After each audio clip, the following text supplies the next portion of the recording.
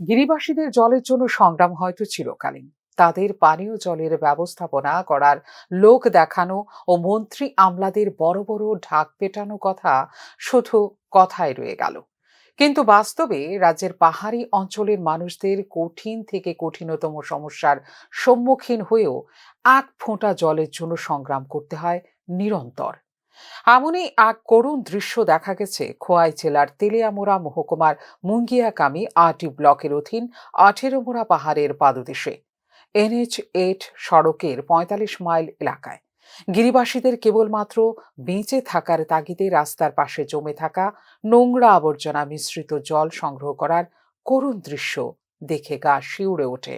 আর শুধুমাত্র একটাই প্রশ্ন মনে জেগে ওঠে, জীবনে বেঁচে থাকার জন্য জল সংগ্রহের লড়াইয়ে প্রত্যন্ত অঞ্চলের মানুষদের কত সংগ্রামের মধ্য দিয়ে জীবন অতিবাহিত করতে হচ্ছে। এদের বেঁচে থাকার লড়াই কি কোনোদিনও শেষ হবে না? এদের দুঃখ মোচন করার জন্য কি কেউ এগিয়ে আসবে না?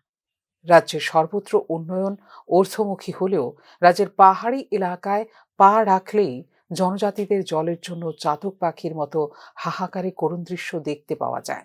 প্রত্যন্ত অঞ্চলের গিরিবাসীদের জলের জন্য সংগ্রামের ইতিহাস কি চিরন্তনই থেকে যাবে, নাকি রাজ্য সরকার তাদের জন্য কিছু করার চিন্তা ভাবনা করছেন? এ নিয়ে প্রশ্ন থেকে যায় গিরিবাসীদের মনে। তবে এখনো তাদের স্বচ্ছ পানীয় জলের স্বপ্ন পূরণে সরকারের সজাগ দৃষ্টির প্রতি আশায় বুক বেঁধে রয়েছেন প্রত্যন্ত অঞ্চলের জনজাতিরা।